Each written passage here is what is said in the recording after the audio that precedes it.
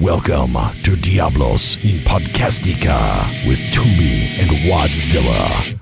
What is up, everybody? Welcome into Diabolus in Podcastica. I am Joshua Toomey, joined as always by Wadzilla! Hail to the motherfucking chief. Oh, yeah. So good, man. So how are you doing? I'm doing pretty good. A little too sober for my liking, but hey, we'll work on that. The main thing is the episodes are coming out great, so I'm very excited. Can't wait for people to hear it. Yeah, and this will be the last one recorded before people hear it, so I can't wait for everybody to hear it, get the feedback. Hell yeah, it's going to be Christmas in March for people who like good podcasts. And some of that great feedback will be in the form of an Apple podcast review right about here. But like we said before, you haven't heard these episodes yet, so you don't even know where to go to leave a nice Apple Podcast review. A nice 5-star rating, nice 5-star review over there on Apple Podcasts. And for the most creative, funniest, the one that makes us laugh the most, you will be getting a nice copy of Brian Posehn's latest album, autographed by Brian Posehn and Scotty Ian himself, the Grandpa Metal CD. I can't wait to send it out to someone who makes us both laugh. Hell yeah, man! We are not above buying your love. Damn it, we're gonna do any means necessary, man, to get those iTunes reviews in, because I love reading that shit, man. And it does help the podcast grow. I mean, we both had our own shows. This is something new, and we want to build this shit, to be even bigger. Cannot wait. And that's one thing when you get a nice podcast review, no matter how short it is or how long it is, you get it, you might be having a bad day, you look down at your phone, you see there's a new review, and you know what? It just kind of fills that tank up a little bit and makes you want to do another episode. So get out there and leave some ratings and some reviews for us, and let us know that you're enjoying what we're doing over here. Hell yeah, henchman! Our henchman. And speaking of henchmen, Ian, tell him what a henchman is. A henchman is. A henchman, or it could be a henchwoman. Yeah. Oh man, that sounds like another T-shirt we got to make now. Yeah, anybody who shares and gets the word out, man, leave some reviews, share it on whatever pages, put it on your own personal page. Just get the word out. Let people know there's a new show in town. The same thing our listeners have done for our previous shows. We're just taking it to the next level, and to motivate you. That's why we got these great gifts. Don Pardo, tell them what they've won. It's gonna be awesome. All right, well, you know what time it is now. What time is it? News time. The news. It's the news. All right, ex-Iron Maiden singer Blaze Bayley on why I like to have free meet and greets. And I haven't read the whole story yet, but I'm pretty sure his answer is because if I charged, nobody would show up. I kid. Meet and greets, I don't know your stance on this, but I'm going to find out. But I'm okay with it. I understand it's a way to supplement income. I just think sometimes they can get pretty out of hand with the prices. I understand, the bigger the artist, it's going to be a little bit more, but some of these get so fucking ridiculous. I mean, you got the Stones had packages that were like $20,000 and shit like that. That's who in the fuck? Like, if you have that much money, chances are you probably already know the Stones, or could be introduced to them. They're a phone call away at that point, right? And I'm doing one. We're recording this on Tuesday. On Sunday, I'm going to see Overkill, and this is the most I've ever spent for a meet and greet at a whopping $75, which I don't think is too bad. You get a shirt out of it, you get a poster, some autographs, a laminate. Talk to them. We'll see how long it is. $75 for Overkill, I don't think is bad. $75, you get the shirt, you get the poster, you get the meet and greet. I mean, I think, the shirt you got to think is probably $35 to $50 at a concert anyway. So I mean, you're getting just a little bit extra on top of it. And I think as long as the meet and greet, you get, I know Hatebreed's meet and greets have always been, T-shirt, bandana, poster, meet the band, get a photo, all that good stuff. And, as a kid, I would go to see shows in Nashville, and I would go with a friend of mine, friend of the show, Jeremy Owsley. We would go, and it would almost be like a a game to us where we would go try to find the buses, try to meet the band. That's how I met, Pantera and White Zombie and, all my favorite bands back in the day. We would make it a game to kind of go stake out the hotel or whatever. I think if you would have offered 15-year-old me a meet and greet with a lot of these bands, I probably would have somehow, came up with the funds because, there were times where we would try to meet the band and you just couldn't. So yeah, it probably would have been a lot easier than sucking their dick too. Exactly. And, it takes a lot of the guesswork out of it too. So you didn't have to, hopefully stand outside the bus and hopefully, one guy would come down and you'd be like, hey, can you see if Rex will come down and sign my CD? You don't have to do any of that shit. They're just already there. Yeah, well, and I'm going to give, on a future episode, I'll give a full rundown on it, and I'll be brutally honest on my opinion if it was worth said $75. I'm sure it will be, though. I mean, Overkill seems like a really down-to-earth band, and I think when you keep it on a smaller scale like that with not like a stadium band act, I think you're going to get your money's worth. Hopefully. But I'd be real leery of some of these, like it's thousands of dollars to meet Ozzy and shit. There's no way in hell. There's no way in hell. I mean, yeah. I love David Lee Roth. I would not pay that much money. I would not pay that much money. I'd suck $2,000 worth of dick, but I would not come out of pocket with $2,000. That's a car. That's a car, ladies and gentlemen. My pride. I have no pride. I'm Irish. So, I think with a lot of those bigger bands too, with like Kiss, it's like $2,000 to meet Kiss or whatever, and it's just like literally you walk in, stand in between them all, take a picture, and walk out. I don't get that kind of meet and greet, but I think the meet and greet you'll probably end up doing is where they'll be in a room and they'll want to engage with you and talk to you. I don't know about you, but I mean, I'm sure there will people. You beat me to that. I'm sure there will be people in the room that they will want to talk to. But yeah, it's actually funny. I was just thinking about that. Overkill is a band that when I was 15, we staked out the buses, and I have a picture of myself at 15 with Bobby Blitz. We both look very, very young, very, very young, and I think I got a nice crustache going on, looking handsome. Now, what's your opinion of these, though? Do you think bands really enjoy these, or do you think it's just like they're just doing it to supplement the income? It's probably somewhere in the middle. I'm sure they can get very taxing and people talking about... Honestly, I think people's personal stories with your music over and over and over can be very taxing, and especially if you have a band that has maybe some positive lyrics that kind of help people get out of bad situations, and you just have to hear those like just negative stories over and over, like, man, I was in a really bad place and I was, my wife left me and the dog died and my car got repossessed, but I found your music and it really lifted me up. I think those stories over time probably get a little rough around the edges. Yeah, you know what? I might do a new tactic then. Maybe when I meet them, I'll tell them about bands I like better than them. I'm like, I'm sure you get tired of hearing about yourself. You know who I like even better than you guys? We'll see how that works. That might be the way to go. I did have an interesting meet and greet with Jeff Tate. That was pretty funny. Nice. And I was absolutely wasted. I didn't even pay for the meet and greet. I was actually wearing a shirt of the venue. And so they thought I was like a security or I worked there or some shit. I just walked back there, drunk as all hell. And, I met, this is when he had like Rudy Sarzo playing with him, Brian Tishy. Oh, nice. I forget who, Kelly Gray was in the band at the time. But I was talking to Jeff Tate, and he had just put out his Queensryche, version or whatever. I was like, it doesn't really sound like Queensryche to me. And he looked kind of offended. He's like, well, what does Queensryche sound like to you? And I was like, well, Rage for Order, Operation Mindcrime, Warning. And he just gave me this look, and I was like, but why don't we change the subject before I piss you off? And he did smile at that, so that was fun. But have you done a paid meet and greet, like an actual paid meet and greet before? I did with Anvil. Oh, nice. I did with Anvil. And I don't think any of us remember it because Anvil was fucked up before the show. I was fucked up before the show. And by the end of the show, we were both, everybody was wasted.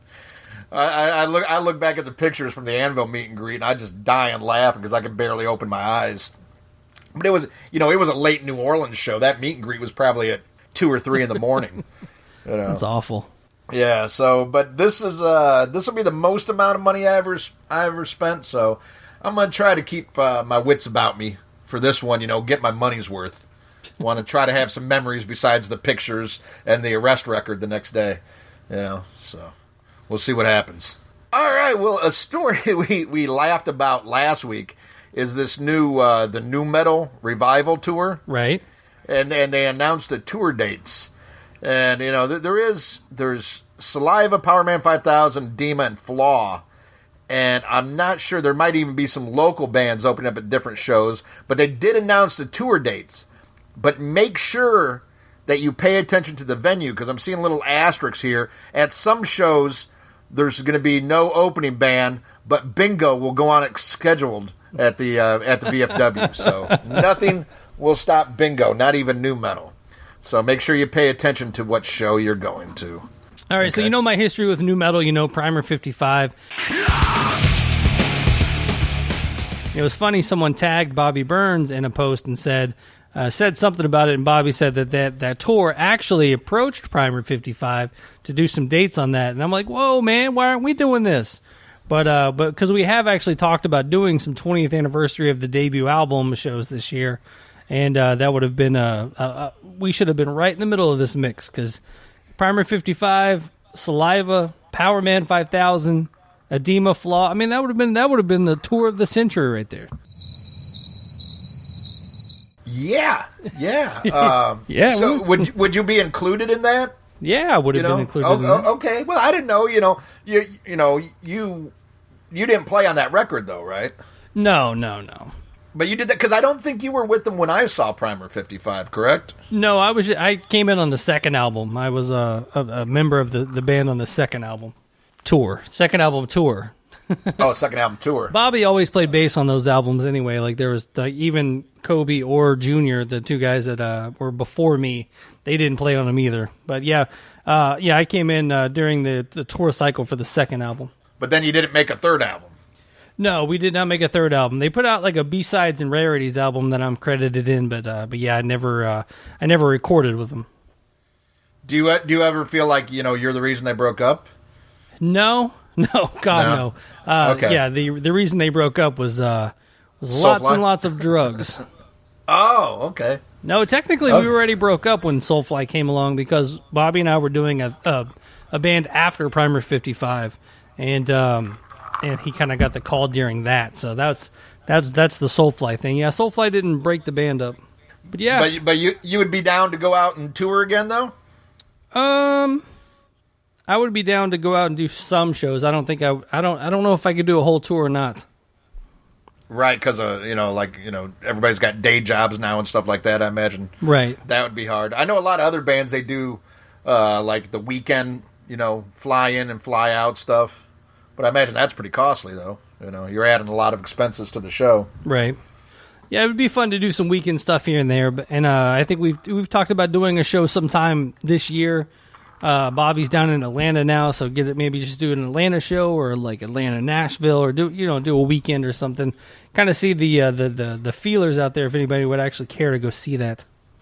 I think I have a perfect idea. What's that? Perfect idea for the Primer 55 reunion that everybody's clamoring for. Today, and I know you were going to speak about this, but there was tornadoes in Nashville. There were. What if you guys did a disaster relief show? That show would probably lose money for the city of Nashville, so I would hate for the city to actually have to pay us to play their show. I don't know, because I saw on the news today that a tornado wiped out an entire trailer park, and damages were estimated at $20. So I'm thinking you guys could raise the money for that, make some nice coin for yourself, and get some feelers out there. Could be a win-win. I like where you're going with this. I do enjoy your thought process. And on a serious note, I grew up in Nashville. That was my my hometown for many, many years. And even where like the tornado went through East Nashville, like I'm waiting to see like my old house kind of thing pop up. And it's just tough, to wake up to see that. Everybody, I've got so many friends back home that are affected by this. And there's been, one I know listener of the Talk To Me podcast that's been affected by this, and a former coworker of my wife, and they lost everything. Like the house is completely demolished. So I'm going to try to figure something out for those guys and try to get some get some help to them. But I mean, for the most part, man, it's just sad to see the death toll and just the people died. Yeah, I think it's up to about 22 now. 22 people died. Oh shit! Don't I feel like a fucking ass? Yeah, yeah. And he wiped out entire schools, entire just blocks. I mean, it's pretty rough down there. And my thoughts are out to everybody down there.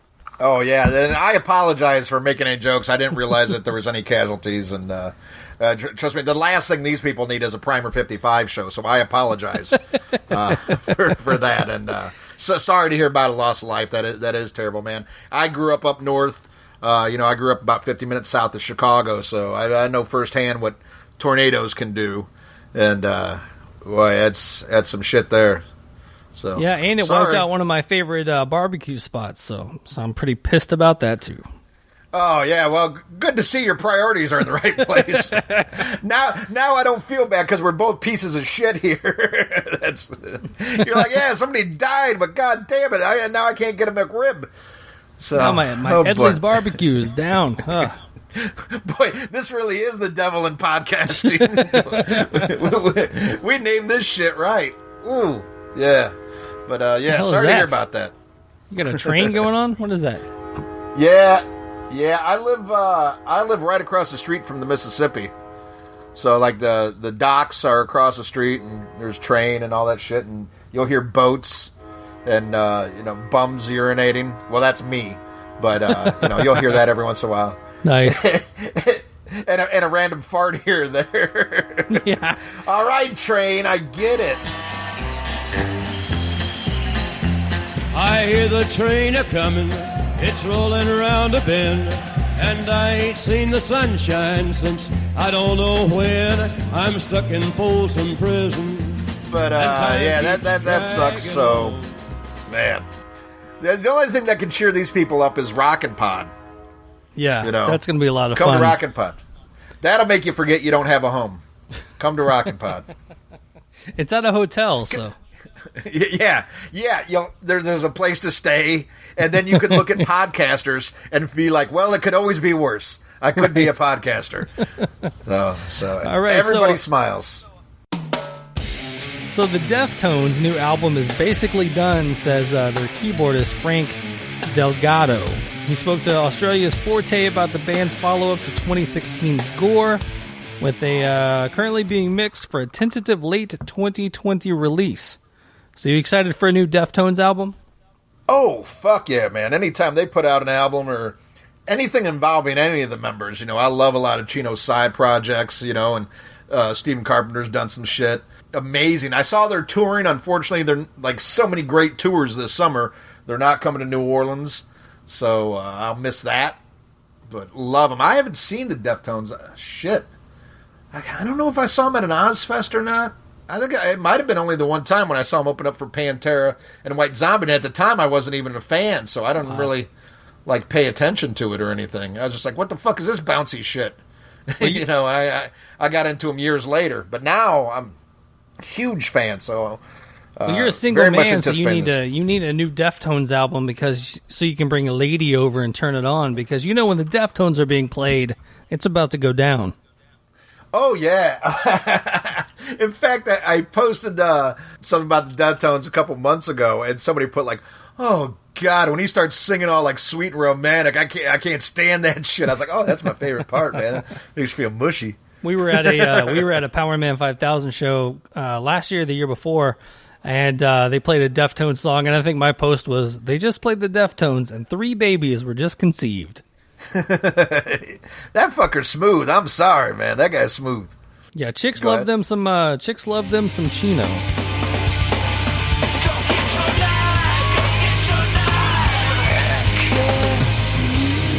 Yeah, just like Typo Negative. Oh yeah. I love Typo Negative too, but chicks really dig Typo Negative. Forgive her, for she knows not what she does. Oh man, when I was a kid going to those Typo Negative shows back in the day in the club scene and stuff, and just like, I think I was, 14, 15, 16 going to those shows, and like all those just gorgeous goth girls walking around, and I'm, going through puberty, and I'm just like, hello. Oh man, and I got such a weakness for goth girls. Because that means one thing, and that's not like they like the Bajas too, which they do, but they have daddy issues. There's some bad parenting going on there, and where there's bad parenting, there is amazing sex.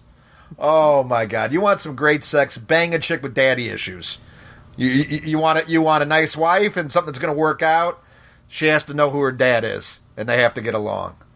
But who cares about that when you're at a show and you're just trying to get laid? Where there are daddy issues, Ian Wadley is close behind. Oh yes, and I have a son, but I have a granddaughter now. Which was like, oh God. And I told my son, I'm like, your number one job is to keep her off the pole. Make sure you guys have a good relationship, or else she's going to end up on the. Yeah, keep her off the pole, stop her from dancing to Motley Crue records, and or wearing all black and cutting herself. Make sure that girl feels loved by her daddy, but not like not like in a Donald Trump kind of way. Yeah, emotional love. Emotional love. Don't fuck her. Don't fuck her. And he's like, Dad, we're not from the South, and I was like, yeah, point taken. But anywho, so speaking of people from the South. Let's see, Rex Brown has kind of chimed in on the whole Pantera tribute tour. He says that I want to make sure that people understand what I'm about to tweet. It's not up to Rita to say what will happen, only what Philip and I say. I'm in, dig? So Rita came out a little while ago kind of giving the blessing for a Pantera tribute kind of tour. And then I guess Rex has now chimed in. So I just don't see why this won't happen. Even when Phil was on the Talk To Me podcast doing the Pantera set, I asked him, I was like, will Rex come out to any of these shows? And even on that episode, he said that, Rex is more than welcome to come out. So there's no bad blood between those two guys. So let's get this together, man. Let's see a Pantera tribute. We're not calling it Pantera. We're going to call it Pantera tribute. We're going to do it. But that kind of seems, I don't know. I see what he's saying, but if you're reading, what he posted verbatim, sounds kind of asshole-ish. It's not up to Rita to say.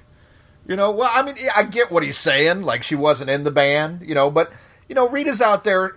She helps keep everything alive. Out, always spreading the word. So I got nothing bad to say about Rita, and I think. I think it's nice what she said. Yeah, in the end of the day, it's what they want to do, but it just seems like a prick thing to say. And it reminds me that Rex was kind of a dick when I met him. And I've heard that from more than one person. Have you met Rex? I have. I never had any issues with him, but yeah, I've definitely heard that from multiple people that Rex was kind of the not the most friendliest guy of the band. And what Rita basically, I think she was just answering like, hey, would you be okay if they did this tour? And she says yes. So it gets twisted that she's saying that she's given the blessing, even though she was just asked if she would give the blessing. It's not like she just came out of nowhere and posted a press release saying that she gives the blessing. It's just like kind of in passing at a Stand Up for Cancer Dio event or something. Yeah, but my thing is, look how long she was with Dimebag. So Rex should know her. And maybe that's the problem, though. Maybe he has an issue with her. I don't know. It just, to me, it seems kind of, I don't know, is unnecessary, I guess is the right word. Right. Come on, just Rex, be happy you were in Pantera. And I never read his book, and I heard a lot of bad things about that as well. I have it, and I never got around to reading it because it has words in it. I heard he was very, very mean to Vinnie Paul in that book. Did you read it? Again, I'm looking right at it, but yeah, I've never read it. I've read part of it, but it just didn't catch me. I mean, dirt sells and shit like that. I get that. Everybody loves drama, but be respectful to your past too. I think I don't know. Rex, be a nice guy. Go out and get laid. Okay. You know what? He wants a drink, and he can't drink, the poor bastard, and I feel bad for him there. Because it'd suck if I couldn't drink, you know? But just do it on weekends like I do, or Tuesday nights if you have to record. You know? Just don't do it every day, you know, and do some pancreas exercises. You'll be all right. You'll be all right.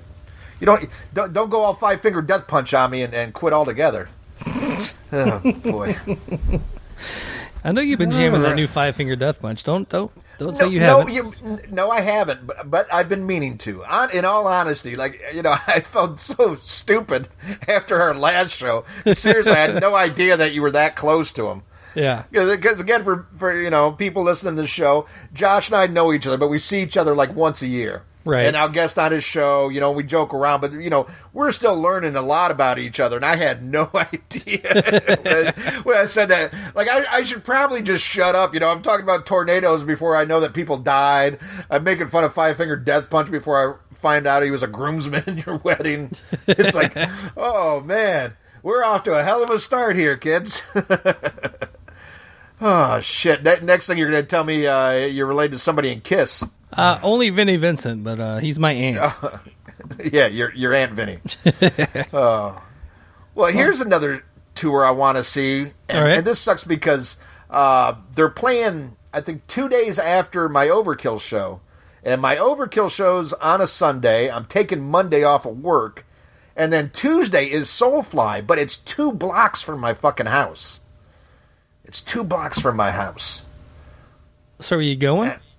I feel like I need to, but again, there's like I'm in the middle of like remodeling my apartment and buying new furniture and all this stuff, and I'm thinking about the money I'm going to spend. Probably has a lot to do with how much money I piss away Sunday night at Overkill.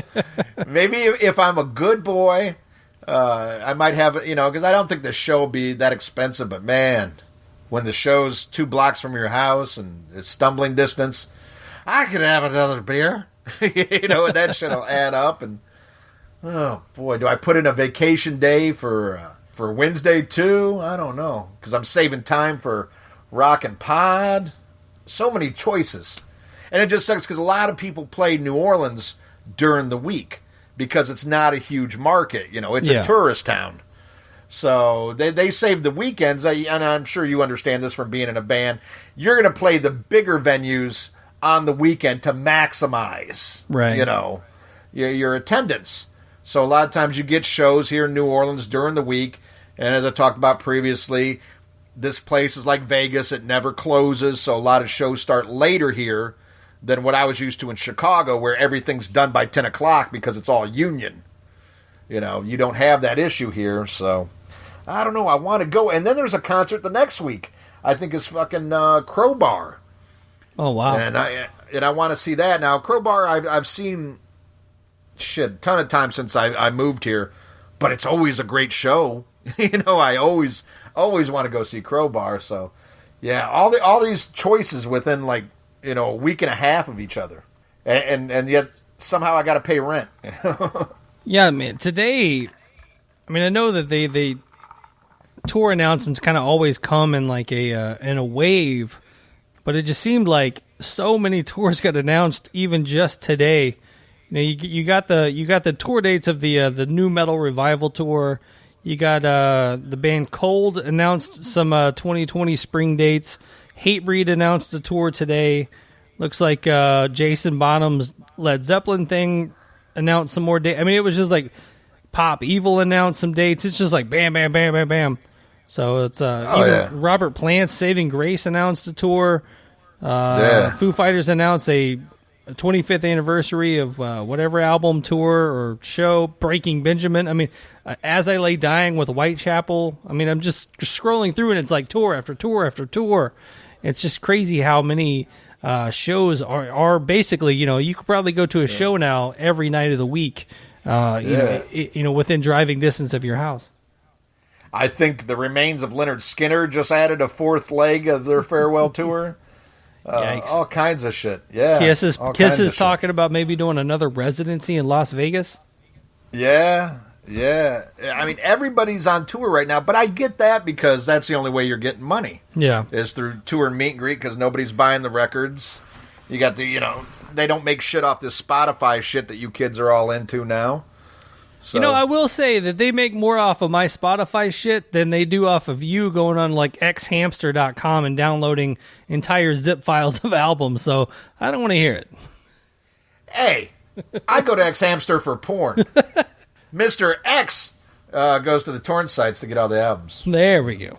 Damn Mr. X. Let's do a album review. Album of the week this week. Album review. Oh, yeah. Controversial one here. And this one kind of gave us our namesake. And we're not, it's not because we think this is the greatest album of all time. We just like the name and stuff. But Diabolus and Musica from Slayer.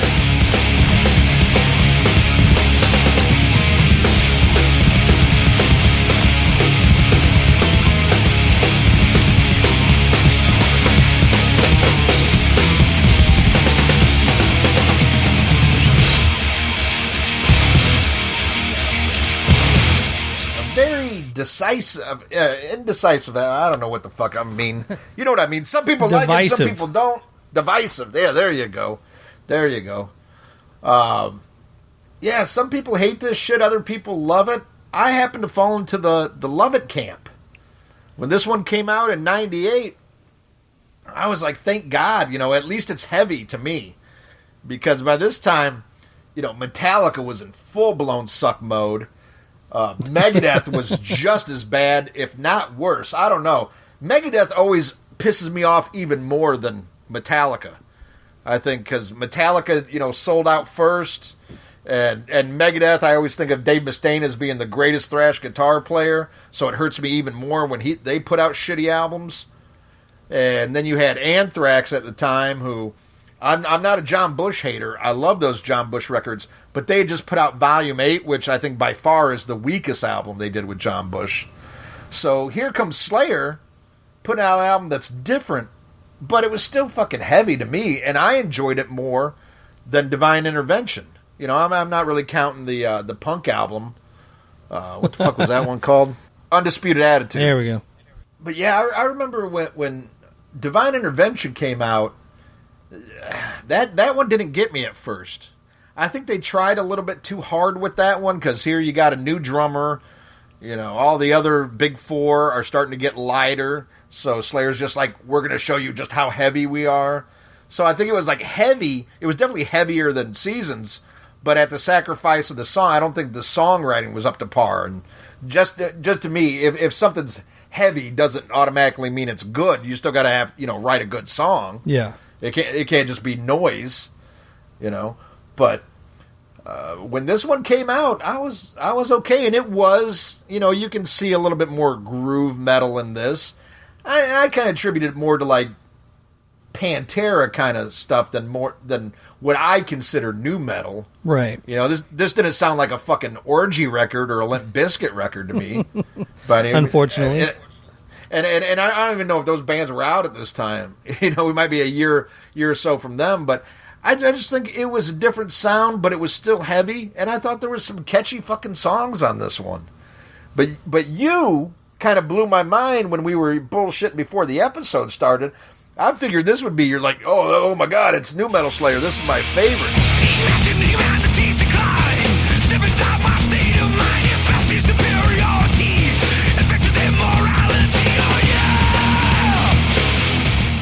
But you said you weren't initially a fan of this when it came out? No, not at all. And actually, I had to go back and kind of... I think it was there kind of turning a little new metal. Like, when you want Slayer, you want some Slayer. Like, I want Seasons in the Abyss Slayer. I want pre-Seasons Slayer. I want, all the old classic stuff. And when this came out, it they down-tuned their guitars, and... even on Stain of Mind, you've got Tom Araya, not necessarily rapping, but kind of rapping. And I think I love that song. I think they're just trying to fit in. And they don't need to fit in. They're Slayer, They are their own thing, and then they ended up kind of taking a left turn and kind of following the trends a little bit. Listening to it again today, with hindsight and everything else, I was like, actually, this isn't that bad. When you brought up doing this album, I was like, well, I need to go back and actually listen to it again to kind of get a frame of reference when we do talk about it. But it wasn't as bad as I remembered it, and it wasn't as like nu metal as I remembered it. Actually, it's still pretty heavy, but it's just maybe not. It's it's not the Slayer that I want. And I think maybe it was easier for me because when I first heard Slayer, was Rain and Blood right after it first came out. Didn't like it whatsoever. I was like, I could barely I was just getting able to handle Metallica, and Anthrax I could handle because, the singing was different. It was more like a real singer and shit. Yeah. But I heard Rain and Blood, I was just like, oh, this is fucking noise. And I didn't check them out again until Seasons. Yeah. And then Seasons I just fell in love with. But by then it was a natural progression of getting into the heavier shit. So then I went backwards, and so I got into Groove Slayer before I got into Rain and Blood and Hell Awaits and Show No Mercy. And I love all that shit now. I mean, absolutely love it. But I think I was a little bit more accepting of it because I liked the groovier Slayer, and that was more my introduction. But I definitely wouldn't call this their worst album. I would say if I had to pick their worst, and I love all Slayer albums, but if I had to pick like a least favorite, most skippable, I would say World Painted Blood. I think they really dropped the ball on that one. What would be your least favorite Slayer? I think I'm right there with you on that one. Yeah, they're just one of those bands that they peaked very early. They peaked, 1990 to me, but my favorite all-time Slayer album is Seasons in the Abyss. Had, start to finish, that was my go-to album, and even the earlier stuff I didn't care as much for because Tom screamed a lot, like high-pitched screamed, like the all that stuff, but like once they kind of came together on Seasons in the Abyss for me, produced good, sounds good. His voice is lower than the earlier albums. I mean, he's just like it's all right there in one big package for me. But one thing I don't like about this album, and I will go to my grave saying that I don't like Paul Bostaph Slayer. I can't stand him live. I can't stand him on the record. Like I just do not like him as a drummer in the band. Wow. I always liked Bostaph. Of course, if I have my pick, I want Lombardo there. Right. But I never had an issue with that. There's just something about him I can't handle. And I love what he's done with other thrash bands. I like the Exodus records he's played on. I like the Testament records he played on. I think he's a great drummer. Shit, I think I've seen him more with Bostaph than I have with Lombardo. I think I only saw him with Lombardo once, believe it or not. I think I only saw him when they did the Rain and Blood tour, where they played Rain and Blood all the way through and shit.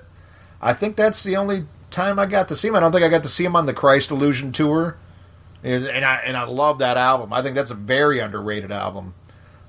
People didn't seem to go as crazy about, but I love God Hates Us All. I liked Repentless. I thought Repentless was a strong album. Not their best, but I thought it was strong. I'd rather see him go out with Repentless, even though Jeff wasn't there, than to see him go out with World Painted Blood. That one I was really, not horrible, but just nothing memorable. It's one of those, I played it like a bunch the week it came out, and I don't know if I've listened to it all the way through since. Just nothing really grabbed me. And the title, Diabolus and Musica, is Latin for the devil in music. So this podcast is the devil in podcast. So yeah, I think another thing that sucks is a horrible album cover though for this album. Really, I actually like the album cover. I think it's it's a neat cover, but it's not a Slayer cover. Right. You think of Slayer, you think of those awesome Larry Carroll, I think is his name. Oh yeah. The guy that painted all those classic ones, and even the one for Divine Intervention is so iconic. I almost got that tattooed till I saw like 50,000 other people who got the same tattoo. I was like, ah, shit. Because it's such an I think that album cover is way better than the album. Even though I have grown to like it more over the years. But this one, it just, you don't have the Slayer logo. It's a different kind of album cover. But that's all piddly shit to me. It's more about the music, Yeah. And I think it holds up, but it's very down the middle. As a matter of fact, I think you put something on the Facebook page before we announced the show and everything. I think you did a classic or crap on this. Yeah, I did. And it was very down the middle of who thought it was great and who thought it sucked. So, yeah, typically, but it's still Slayer. When I see a lot of those classic or craps, it's typically 80% one way or the other. You don't really get a whole lot of 50-50. And it was funny because out the gate, people were like crap, crap, crap. And then classic came through, and then it was like back and forth until until it kind of died off. Obviously, I did that as a poke to see, it was a hint of what was coming, not necessarily a classic or crap. Right, but yeah, it was interesting to see, and I even know there's going to be people pissed about the title of this when it's announced. Like, how could you name it your new show after the fucking worst Slayer album? And I will say, you try to name something and try to find something that's not already taken. Yeah, when your partner won't let you use rock cocks. Rock cocks. It's not easy. Or mass debate. The mass debate. Even Chris Sinzak liked the mass debate. But his show is called Decibel Geek, so maybe he's not a good reference point. But one thing with this tour, though, the touring around this is actually some really great stuff. They went out with Sepultura. They did System of a Down early on, Fear Factory, Clutch. You're sick of it all. This is the time period too where I think they opened for Slipknot around this time when Slipknot was like the new upcoming band. Just them opening for a band like Slipknot at the time, that was a huge controversy. Like, I can't believe you're opening for these guys. Yeah, sometimes that should happen. Look at a lot of people are up in arms about Megadeth opening up for Five Finger Death Punch, and I was one of them. Well, I get that because I've actually seen the crowds that Five Finger brings, and I've seen the crowds that Megadeth brings, and it's kind of right on. Did you see the latest travesty of a tour that was announced with Steel Panther with opening band Seven Dust for Australia? Ooh. I don't know if I'd call that a travesty. I don't hate Seven Dust, but I wouldn't go out of my way either. I don't know. No, I'm saying I love Seven Dust. I can't believe they're opening for Steel Panther. Oh, I can. I can. Well, you are wrong.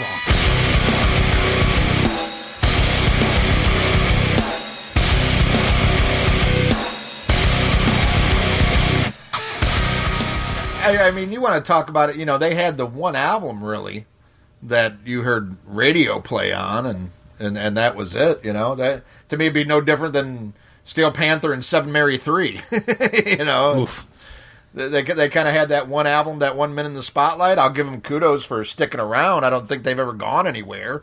They keep putting out records, just people don't hear it. Oh, Wadzilla.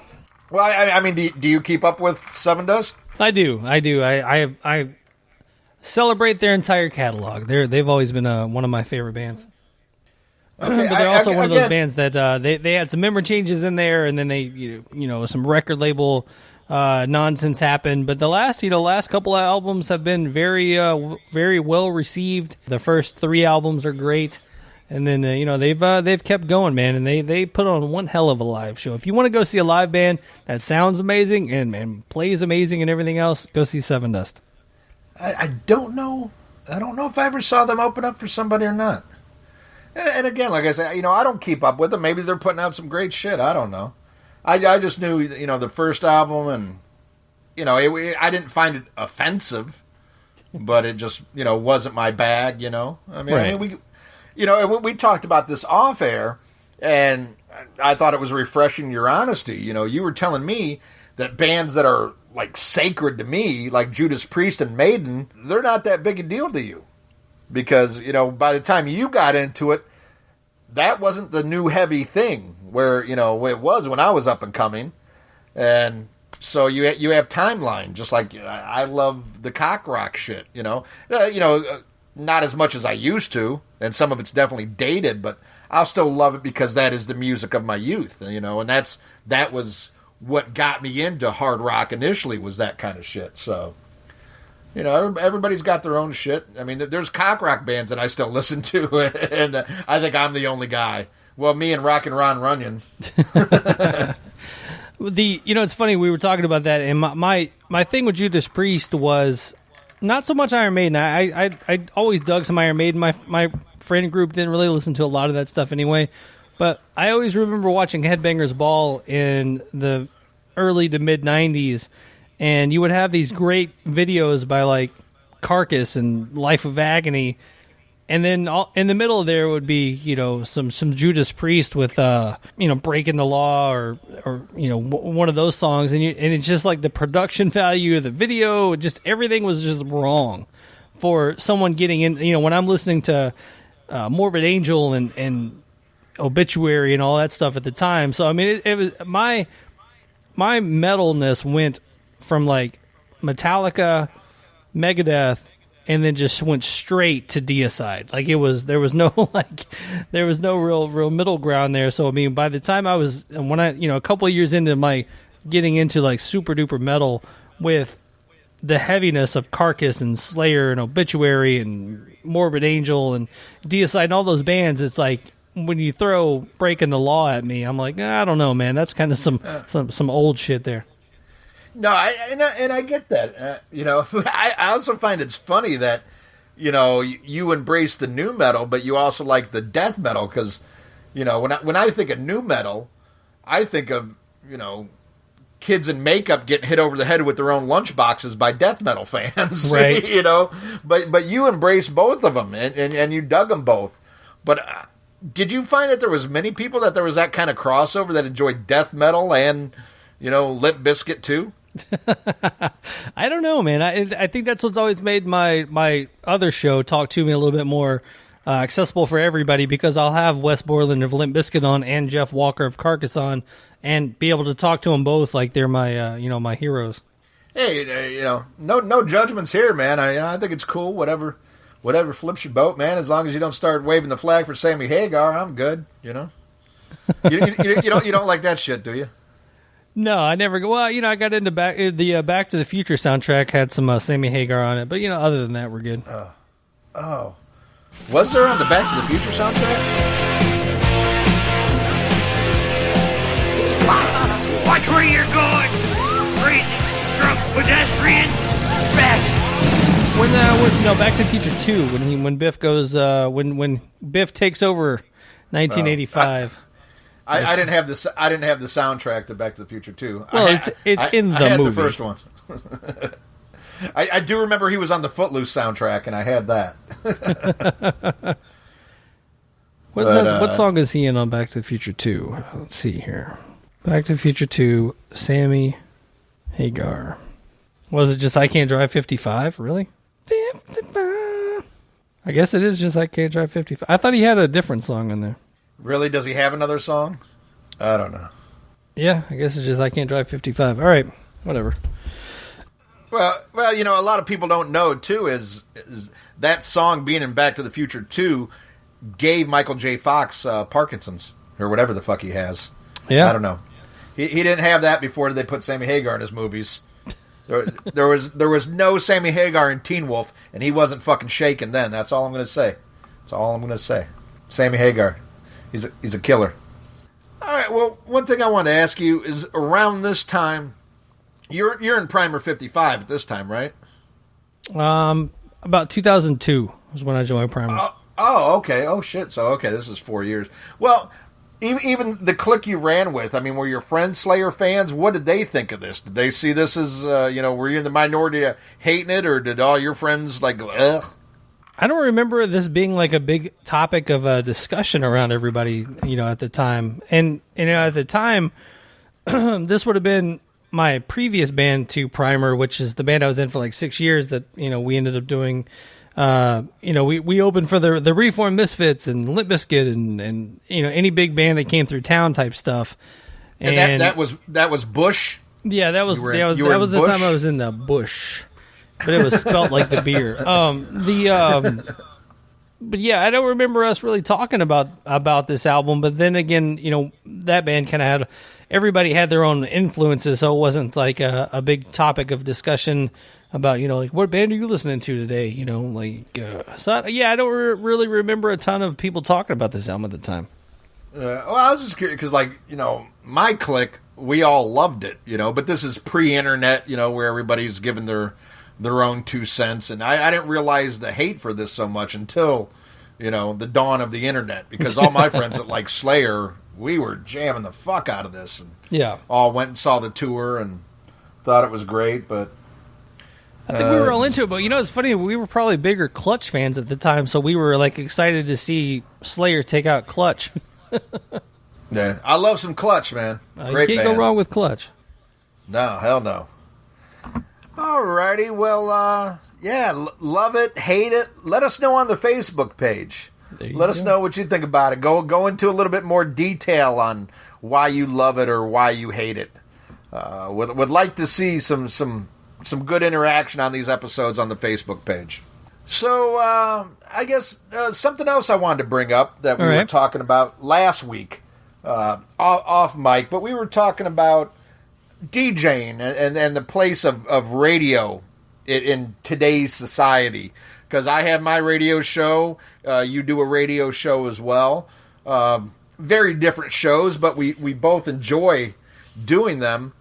But some people are of the mind that there's no place for that nowadays because you can go to Spotify or you can go to YouTube whenever you want and hear what you want and not have to wait. Like when we grew up, we would listen to the radio or watch MTV, to have to wait for it. We didn't have, just go get it when we want it. Do you think there's still a place in this day and age for radio? I think there's a place this day and age for podcasts. I don't necessarily know if there's this, for radio itself, because when I was a kid, I would, stay up late on Sunday nights for Metal Shop. Metal Shop. And, record that. And even the Headbangers Ball, even though that's more a video thing, more a VJ thing, it was still a show that I would stay up late for, record, watch it throughout the week. The same with Metal Shop, you bust out a cassette and record that too. And so back then that was just an extension of the metal magazines and everything else. But now, you have the internet at your fingers. Like if you text me tomorrow and say, hey man, there's a new album by this band, check out this song. 2 seconds later, I'm listening to it on Spotify. Before, it was like, man, you got to check out this band Sepultura. They're awesome. Okay, cool. I'm going to go try to find that album. And then, you had to go to the record store, and if they didn't have it, then you go to another one, and blah, blah, blah, blah, blah. So I think that the sitting around and kind of waiting for stuff is gone. So when it comes to actual radio shows, like my radio show, your radio show that you had, you would have to really tune in for the personality. And then hope that they have somebody on, interview-wise, that you would want to hear. But even when I see that one of my favorite radio shows have a guest on that I want to hear, I can still wait for it because 99% of them are going to put it out in podcast form. So it's not something that even if I miss it, I'm like, damn it. Beforehand, you would have to, oh shit, it's 10 o'clock on Sunday night. The Wadzilla show's coming on. I better go check it out because I don't want to miss it. But now there's really not that fear of missing it because it's going to be online, 2 hours later. Right. Well, I did notice that when I started doing the radio show, that people were like, well, can I just download it like the podcast? Yeah. And I had to explain to them, no, you can't because of the, the music rights and everything. But I think there is a place for it, but you really got to fight for it. You really have to entertain people because nobody has the patience for it. But I think if you find the patience and you set the time aside, I think it's more rewarding because you'll expose yourself to different stuff if you have to sit there. You'll give something more of a chance, I believe. And you'll, by extension of that, you're going to find more new music. Everybody complains now, a lot of people, oh, there's no good new stuff. Well, do you give new stuff a chance? Do you have an outlet to where you can hear new stuff and where you can hear different stuff? And that's why when I changed my radio show, when I changed stations, I also changed the format to where I'd no longer take requests. I would let you request a band or an artist, but I'm going to pick out the song. And I thought that was a challenge because let's see if I can turn somebody on to something new, or maybe somebody had a preconceived notion about the band, that they didn't like them because they knew the video song or they knew the top 40 song. But maybe I can play something that will get them to open up their mind. But in today's day and age, to do that, you better have some good fucking dick jokes in between there to keep them tuned in, keep them laughing and shit. But I do think it's more rewarding. But if you don't have, like I was lucky enough to where I had a podcast where people knew me from that first. So they were more willing to give me a chance than if somebody just came out like, oh, I want to be a DJ. And if nobody knows you from anything else, I think it's going to be really hard to find an audience now. Oh, yeah. Well, that's the thing with even with podcasts that play music. A lot of those times I tune into those podcasts for the hosts, Cobras and Fire. I tune in for Baco and Loose Cannon. Decibel Geek, I want to hear Chris and Aaron.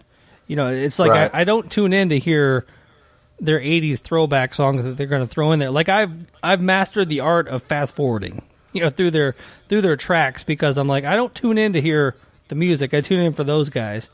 And even when I would listen to things on Sirius XM, when I had that, you would tune in for the hosts, Jason Ellis or Jose Mangan or whoever you're listening to over there. And the songs almost got in the way. It's like I tune in for those guys, not the music. And so that's even hard if you're like Decibel Geek or like a Cobras and Fire, or like any of those podcasts that play music.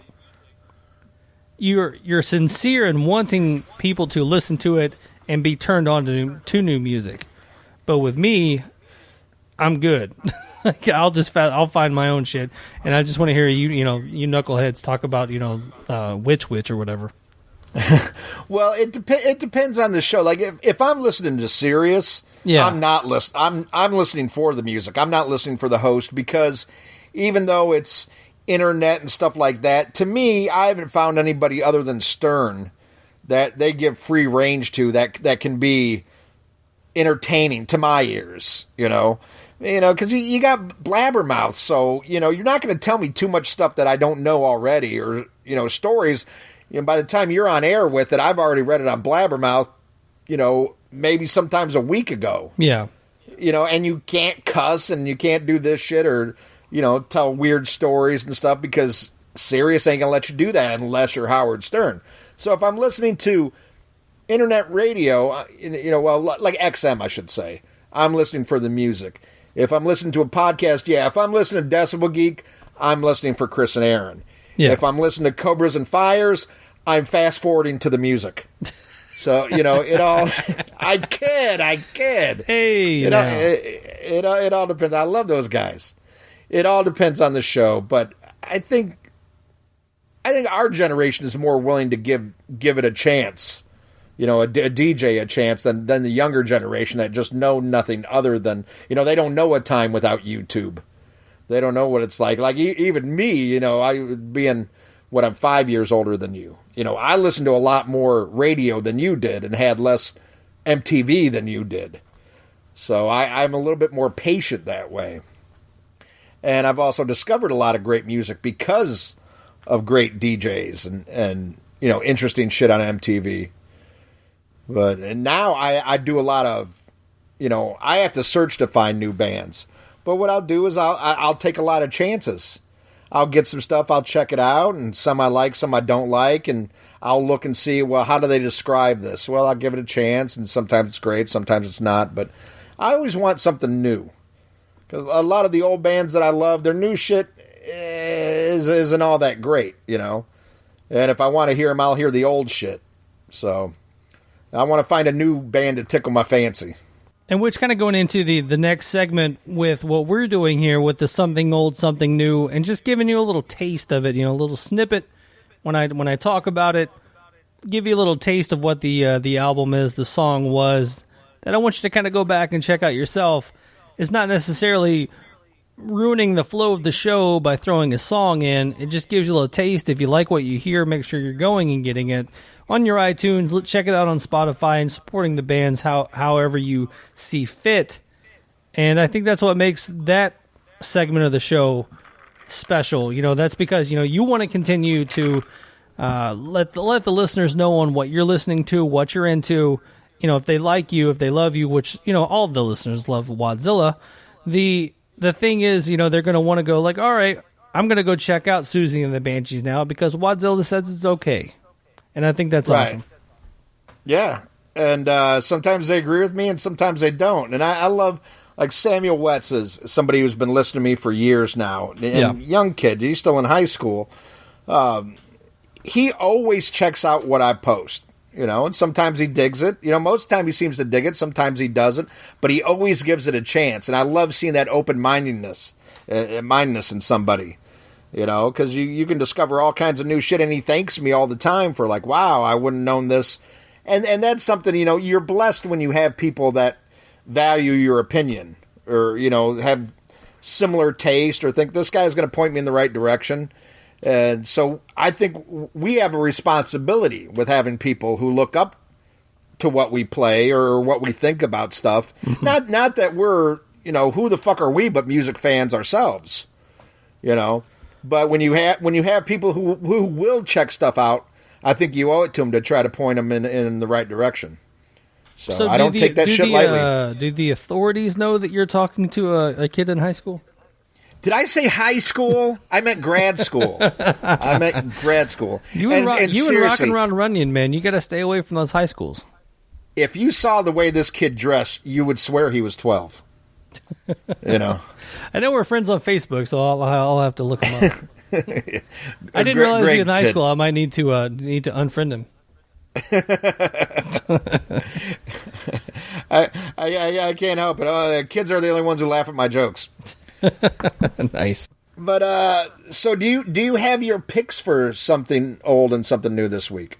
I do have my picks. All right, what you got? Something old, something new. Oh, you want me to go first this week? Yeah, go ahead. All right, for my something old this week, I'm going to go with an album that came out in 2009, which I know is kind of on that cusp of something old, something new for you. But, right. 11 years at this point, it's kind of old for me. And it's from a band called A Day to Remember.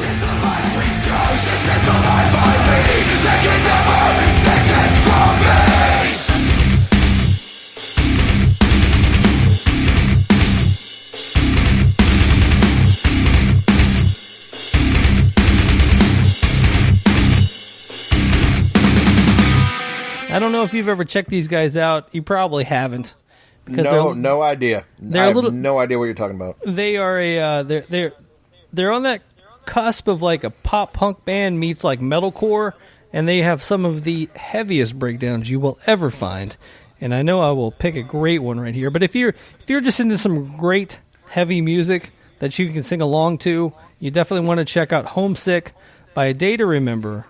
And I saw them actually at the same Louder Than Life that Ozzy was at, and they've had some record company issues for the last few years, so their album had been pushed back, so they kind of went away for a minute, but they've came back out in a huge way, and it's so good, man, it's so good. Well, as long as they're better than Days of the New. They are much better than Days of the New. So good. All right, well, I am interested to hear the clip of this. I will check it out. Because I'm hoping you turn me on to some more shit, and I hope, and I turn you on to some shit too. So I will value your opinion and check it out. Yeah, Day to Remember, always one of my favorite bands to check out. All right, so for my something new, we've got Fire from the Gods with their latest album, American Son. I am the refugee, post-trial tragedy. I am the future, everything you need to be. I am the chosen, I am not your enemy. I am the one, I'm the American son. I am the refugee. And it was just released last year, November 1st, 2019 on 11-7 Records. They are actually now managed by Zoltan Bathory of Five Finger Death Punch. Zoltan Bathory as a name, the most metal name ever, if you ask me.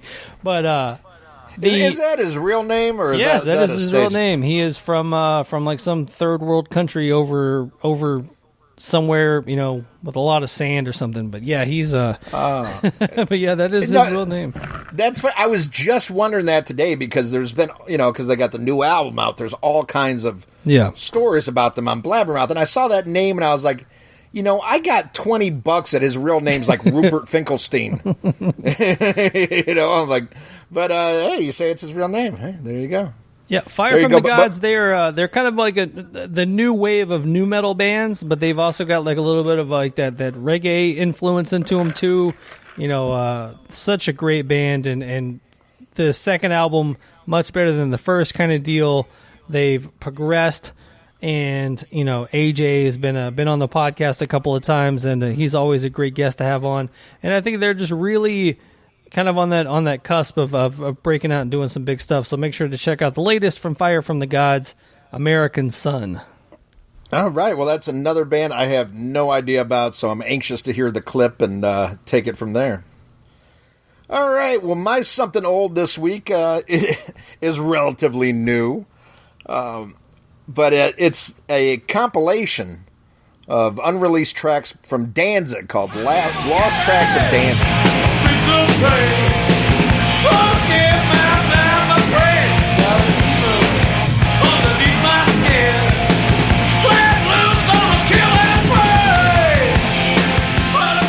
And I'm a huge Danzig fan, have every album, and I remember when this came out, I was very underwhelmed.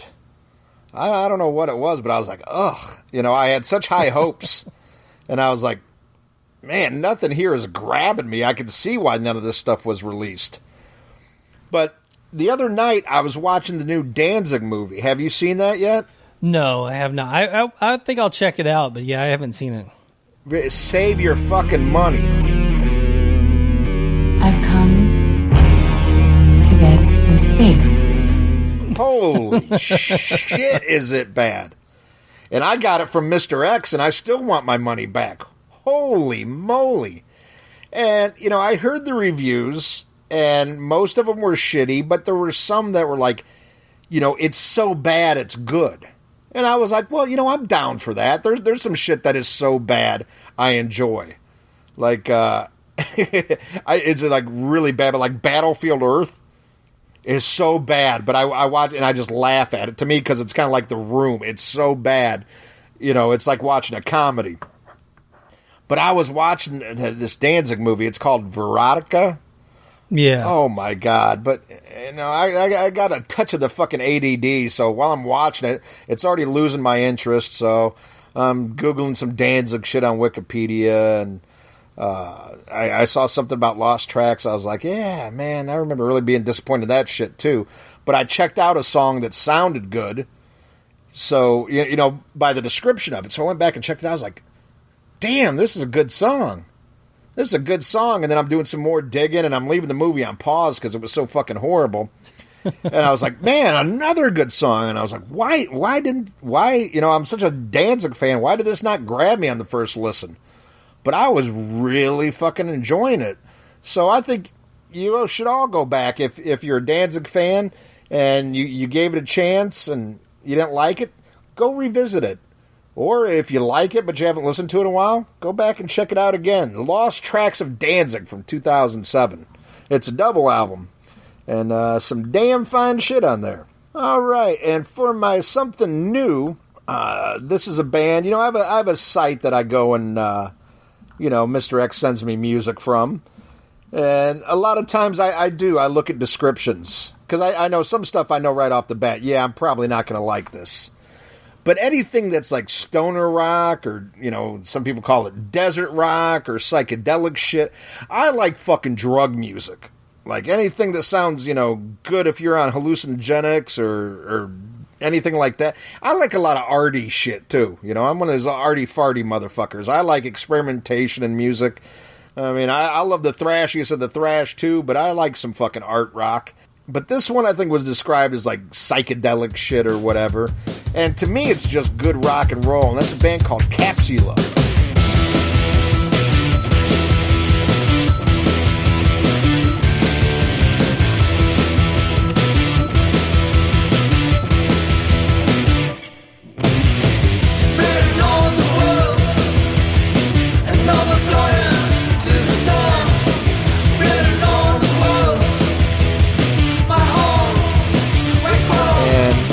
They're from across the pond, somewhere over there. One of those fucking countries. Minnesota.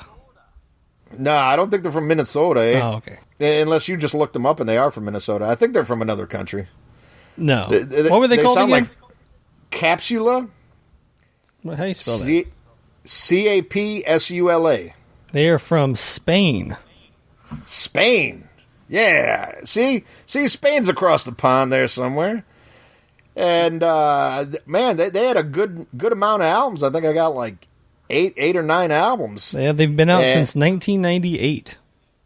98. I think the first album that I have is from 2006. Was their Songs debut. and Circuits. Yes, their debut. But I'm going with their latest album. Nice. And I have no idea how to fucking pronounce it. I was hoping you would say this one. Bestiarium, I'm assuming. Yeah. But it's got a kick-ass album cover, and the whole album's cool. I listened to it. I listened to some stuff. You know, when I get a band like this that has a bit of a discography, I was like, okay, well, let me hear their first album. And I'll give it a couple songs, see if something grabs me. And if I like it, I'm like, okay, let me see what they're doing now. And I love it all. And I listen to a little bit of the in-between, and I really dig it. It's nothing, this ain't fucking, metal, but it's good hard rock, and it's got the psychedelic shit and everything. It's good drug fucking rock, man. It's good music. And this is a band that never fucking heard of, never saw anything on Blabbermouth or anything on Yahoo about them or anything. I've been checking out a lot of bands from Europe lately. All kinds of different European countries, a bunch of shit from like Sweden and, all kinds of shit over there and just stuff I would never have exposure to without the internet, but you gotta look for it, and I'm looking for it. And I just wanted to pass this one along, and I think I posted, something, or I'm going to post something tomorrow. I think I posted another band that I discovered from those fucking European cave-dwelling countries the other day. Cool band that the name escapes me. I've been getting so much new music lately, and it all runs together, because everybody's got to come up with a weirder name than the last guy. Because as we found out, all the good names are taken. Yes. So yes, all these bands, I check this shit out at night, and then I try to remember the next day. And even if you can remember the fucking name, it's fucking spelled weird. Missing vowels or A's or V's and everything else. Yeah, it's terrible. Yeah. And I don't know what the fucking Capsula is. I have no fucking idea. These guys are smarter than me. But it's good fucking drugged out music. And I encourage everybody to check out drugs and new music. Two things that go great together. So those are my picks. Nice. And those are some good picks. And actually, you brought up one thing in there that, talking about a movie and all that stuff. I mean, we always want to talk about other things other than music and hard rock. And I did want to ask your opinion on Jay and Silent Bob ReBoot. Have you seen that yet? I'm Jay, and this is my hetero life mate, Silent Bob. Yes, I have. I am a huge Kevin Smith fan. I liked it. Didn't love it. I think I'm in your boat. I rented it on the Amazon, so we had it for I think 3 days. I watched it each day. I watched it 3 times in 3 days, and those movies have always been like my go-to. Put on something just for the background or something dumb, and you can look up, and you don't have to have a whole lot of it's not Seven or Sixth Sense. You're not gonna. Something's going to come out of the blue and get you. That's just a dumb movie you can put on. And so I've always been. I like doing that with Police Academy movies. Yeah. Actually, we watched one of those the other day too. But the Jay and Silent Bob ReBoot was almost too much of a Jay and Silent Bob movie, because there was just like, who can I get in this movie? What famous friend can I call to get in another part? Where can I work my daughter in? Where can I work Jason Mewes' daughter in? And it was just a little bit too much. And then he played himself in a movie. Kevin Smith was also in it, and it was just like, it was like, all right, I got you. But it was, it's one of those things. It's better than I thought it was going to be, but it's not as good as I wanted. I agree with that. If that makes sense. And tell you the truth, the Jay and Silent Bob Strikes Back. That old-ass star-studded piece of shit, that movie sucked balls. Sucked asshole, too. Your Honor, I object. I'll allow it. That movie did suck balls and asshole. I was disappointed in when I went and saw it. You know, because I think he set such a high standard with his first, I would say, 4 movies. I think Clerks through Dogma are fucking incredible. And he's been real spotty since. I mean, I always enjoy him for the most part. Even Jersey Girl wasn't as bad as most people make it out to be. Right. But it's definitely nowhere near Clerks through Dogma. Yeah. You know, and I enjoyed Clerks 2. I like Clerks 2. Yeah, I mean, it wasn't Clerks 1, and I have high hopes for Clerks 3 that I'll probably be disappointed in, but you never know. I'm always going to give it a shot. I mean, fuck, I love some movies of his that are kind of polarizing. I loved Red State. I thought was really good.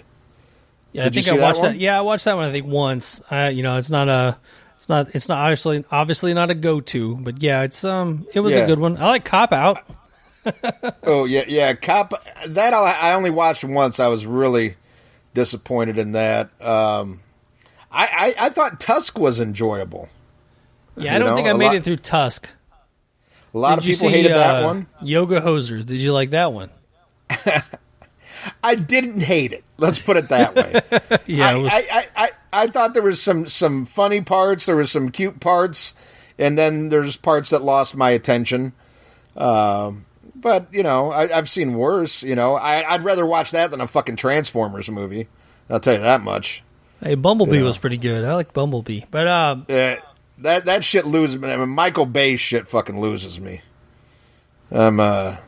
It's weird. On one hand, I'm a movie snob, and on the other hand, I love B movies. Yeah, but I don't know.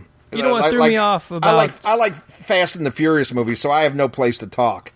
What threw me off somehow about? I think I'm better than Transformers. What threw me off about Jay and Silent Bob's Reboot is it's one of the first movies that just truly shows me how old I've gotten in the grand scheme of things. Because Jay's face is awful. And I know that's more drug-related than age-related. But whoever did his dentures or whatever needs to be fired. Oh, yeah, because it changed the way he talks and everything. But the scene at the end where some people are going through, and you see Joey Lauren Adams, but just to see her have aged, to be a lady of her age, it broke my heart. It really did. Oh, yeah. And that's still my favorite Kevin Smith movie of all time is Chasing Amy. Yeah, my favorite is Mallrats, but that's everybody has their favorites. But I'm a Chasing Amy girl. Well, I know you love a good lesbian love story, so I do, and who doesn't? Except for Kevin gay men. Smith, ex-hamster. Either way, you love them both. Whatever gets you off. But and another thing to talk about this, and something we want to do with this show is, I think our next episode should be, movie related or TV related or something like that. Let's take a turn with the next episode and either talk about, maybe a certain movie or a genre of movies or something like that. And we can do our news segment can be movie TV. Our we can review a movie. Something old, something new could be movies. I mean, we can patchwork this however we want to, because you know what? It's our show, goddammit. Yeah, and that's something, I want to get people used to, too, is, expect the unexpected. I'd never want to do anything where boxes is in a corner. There's probably going to be some people see the title of the show like, oh, fuck, it's a Slayer podcast, and they're only going to talk about new metal Slayer. No, not at all. Not at all. We're going to talk about all kinds of different shit, and we hope you all come along for the ride. We're not going to talk about new metal Slayer. We're going to talk about new metal and Slayer. Yeah. Ah, shit. Who wrote this description? Oh, it must be you. You do everything. I just show up. We got both types of music, new metal and Slayer. Yeah. Oh, boy. And when they meet, look out. Sparks will fly. Well, I think that's going to wrap it up, man. What's your final words on this one? I love Diabolus and Musica. It's wiggity, wiggity, wiggity, wiggity, whack. It's good Slayer. And I want to thank everybody for checking out this episode. Hope you enjoyed these first 3. And this is just a small taste of what's to come. So swallow it. Oof. Well, I want to say thank you to guys for each and every one of you out there for checking out the show. Make sure you're heading over to Apple Podcasts, leaving a nice 5-star rating, nice 5-star review, and that will be read on an upcoming episode. And the best one, like we said, will get the autographed Scotty and Brian Posehn CD. And then after that, we're going to go for the autographed Sepultura Quadra CD. And then after that, I guess we're going to, whatever Ian gets at the Overkill show would probably be the next prize giveaway on this one. Fuck that shit. I'm keeping that stuff. That cost me money. That's right. We got to sell some DDP yoga and some Carfax shit first. then I can go buy some fucking prizes. There we go. Yeah. So make sure you're sharing, letting everybody know about the podcast, about Diabolus and Podcastica. And so for Diabolus and Podcastica, I've been Joshua Toomey. I'm Wadzilla. And we will talk to you guys next week. Diabolus in Podcastica with Toomey and Wadzilla.